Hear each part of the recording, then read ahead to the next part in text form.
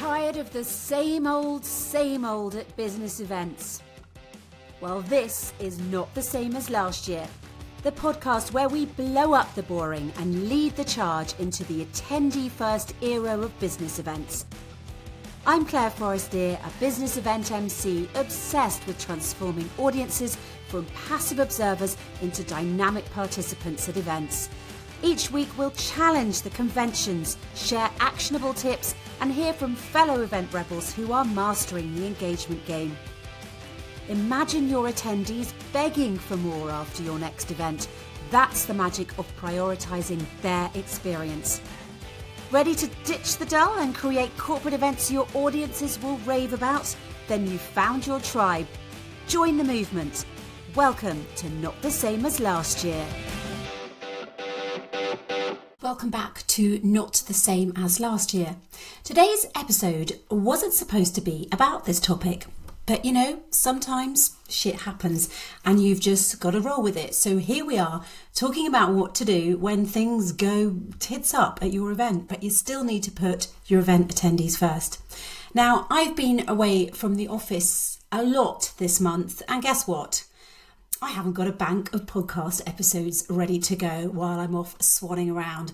I know, call yourself a podcaster, right? I think we're supposed to be busy recording with always at least 5 episodes in the bank, if you believe what all the other podcasters say. So my grand plan for this month of holidays and trips was to be super organised, all my work done, my social media planned, my podcast recorded, my house immaculately tidy, meals prepared, pre-cooked and in the freezer for when I was going to be around, clean sheets on the bed for when I got home, the lot. Spoiler alert, I'm not Superwoman. Not only did I not get the freshly laundered sheets on the bed, I didn't have time to record my podcast episodes either.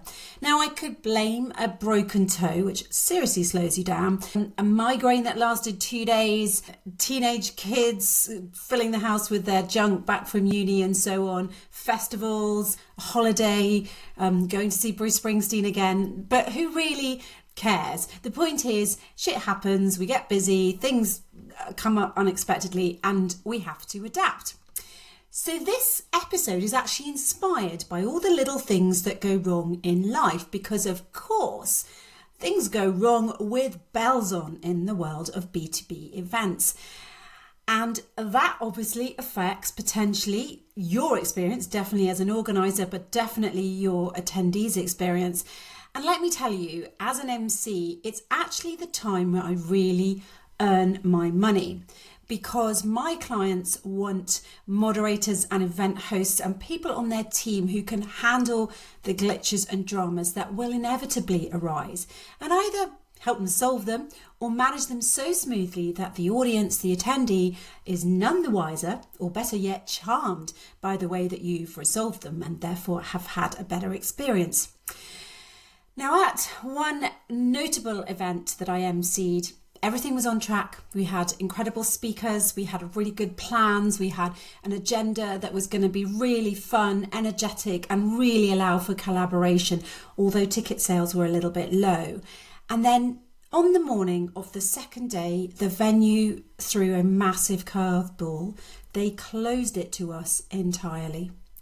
So, you know, you can imagine the sort of seriously prickling armpits, the aging lines just kind of appearing on my face, and obviously a lot of internal panic. I personally wished I was anywhere else for at least a moment, but I knew that my job was to look after the attendees, to keep them informed and reassured, make sure that they felt safe, that everything was under control, even though I was freaking out on the inside. And I knew that we had 16 hours left of planned programming. That what were we going to do with that?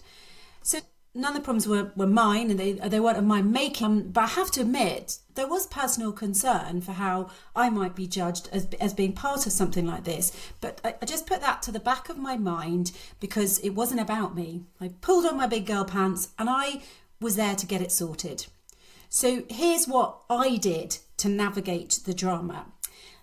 First of all, you've got to think on your feet. You've got to just take a deep breath, smile, and just calmly assess the situation, because if you don't stay cool and collected, then the whole thing goes wrong. And by me staying cool, collected and smiling, it really helped set the right energy and the tone for everybody else. You adapt at speed. We had to scramble to find an alternative venue. I immediately thought of who was a local speaker, went straight to them and said, how can you help? You have an office nearby. Do you have any tips or ideas or contacts that could get us some space? And then we got that space and we managed to move things around and essentially condense 16 hours of program content into a single, incredible 6-hour session. But this is a time when actually sometimes less really can be more. And in this case, we had to make every moment count.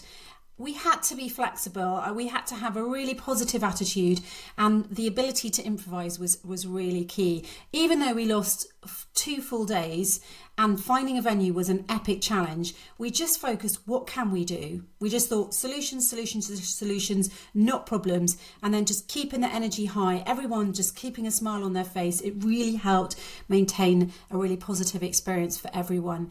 And you know what we did? We just all focused on the people. It was about the attendees and the contributors. That was my priority. I made sure that we emailed everybody that we thought could still be travelling to the venue for that.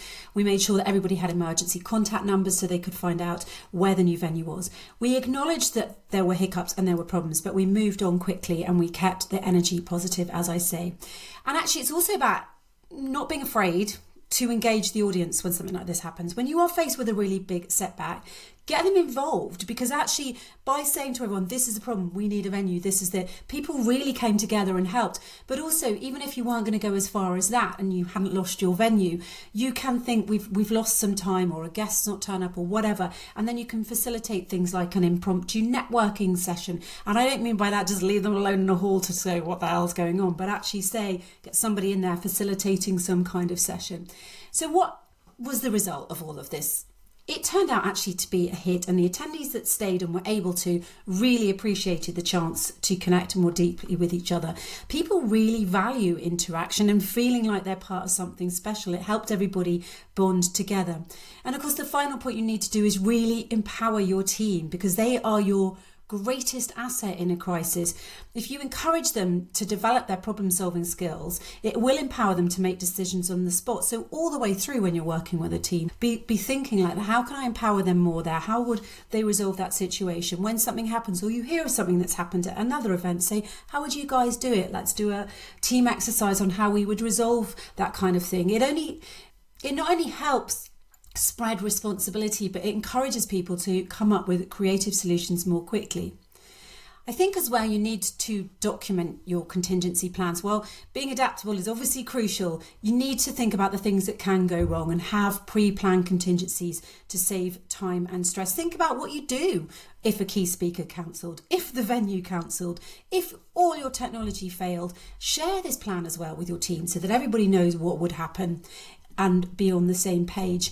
And reflect and learn from all of this. After the event, take time to really debrief. I think so often that doesn't happen, or it may happen, but I'm not included as the MC, and I really would like to be, because I can learn from that, share it with my next employers and clients, and also just pass on the sort of learnings that I've learned, because it all helps everybody. What could we have done better? Where did we actually do well? And also share regularly things you've heard about what's going on in events, that where other people have had problems, and think about, okay, you don't have to have a contingency plan for everything. That would be impossible, but just what would we do if this happened, and make sure your whole team has thought about it. Helps you also grow, but it also turns potentially difficult situations, stressful situations, into something that you actually can get value out of and learn from. So the end result of the event that I've been talking about here, nearly everybody was incredibly understanding and actually even more engaged after this display of flexibility and teamwork.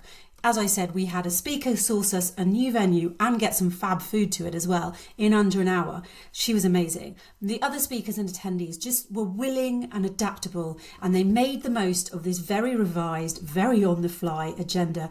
We actually all pulled together, we bonded, we became a team, not just the organising team, but all the people who came became this really strong community. We created a truly memorable event. Other events and meetings have come out of that. I've seen that with my own eyes. And personally, having gone through an experience like that, I do find that things that aren't as dramatic in events really don't faze me. I, of course, get it when a really harassed event planner panics because 2 keynote speakers in the same morning session are not going to be able to make it last minute, because I know it feels like a major drama and I don't want to negate their feelings. But I now have learned to welcome these kind of problems personally as an adrenaline shot, because it keeps my skills sharp. In fact, I find these kind of challenges actually enhance the attendee experience because they foster what I've said, that bonding, that building community, that creating a sense of being part of something different, special. You know, the venue that cancelled on us, the problem solving around that brought us together as a team. It turned strangers essentially into a connected and cohesive. So just try changing your mindset from panic and this is a disaster to it's an unexpected issue. This could be an opportunity somewhere else. Now, I'm sure, like me, when you're having a really bad day, you don't want to be thwarted mid-moan by someone spouting lines like, don't see the problem, see the opportunity. I know that would really annoy me. But in this case, it's really been valuable. Dealing with change and awkward moments are part of being human, right? It's relatable to all of us. So when bloopers, errors, delays, cock-ups, whatever you want to call them, happen, it is, of course, how we respond that really matters. So if we handle it with a genuine laugh, a kind of candid moment, or even like a self-deprecating joke to keep it real, it's fine. That's good. People like real, not perfect. So if an event guest is going to be late, apologise for the delay, promote the great sessions you've got coming on later, and chat with the audience, tell a joke. When the unexpected happens, be yourself, be flexible, and most importantly, be human. That's what I do as an MC. And if, you know, really big things are going to happen and the whole kind of agenda for that period of time is going to be kibosh, then you change the format of your event. You think, actually, a lot of the attendees are experts, so we can facilitate some sessions wherever everybody's getting involved. They get called unconference sessions where we ask people, what do you guys want to talk about? We host an impromptu panel discussion using members of the audience. We have some facilitated networking sessions, those kind of things. The key is you're keeping the momentum going. You're making sure everybody there feels involved and valued. It's like if you're on a plane and something happens and you say, is anyone here an engineer? Maybe not, that's not good. But is anyone here a doctor? Does anyone here know how to fix this or that? People will come forward and help. And it is kind of the same thing at an event. And actually, you're not going to crash a plane. So it's an easier job. But if you've got a good team and a professional moderator or MC, then these unexpected moments aren't just manageable. They are opportunities for you to shine. So I hope this episode helps you realise that even when the shit happens, putting your attendee first can turn a potential disaster into an opportunity. Handling cock-ups with the right attitude, focusing all the time on how your attendee is going to feel and what will help them, can not only solve the problem, but it can lead to unexpected positives. It's cliche, but sometimes roses really do bloom from the thorniest of situations. So thank you for tuning in to this episode. Join me next time. I'm going to be talking about how an MC can really make your event attendee first.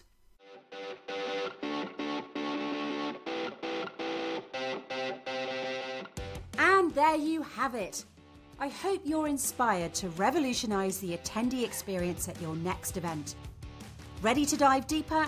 Download your free guide, 5 ways to elevate your attendee experience without breaking the bank. The link is in the show notes. Subscribe to Not the Same as Last Year podcast, connect with me, Clare Forestier, on LinkedIn, or visit my YouTube channel for even more tips and insights to make your events a hit with your attendees. Don't forget to leave a review wherever you get your podcasts. Your feedback is going to fuel my mission. Stay tuned next week for another episode packed with inspiring ideas and practical strategies to put your attendee first.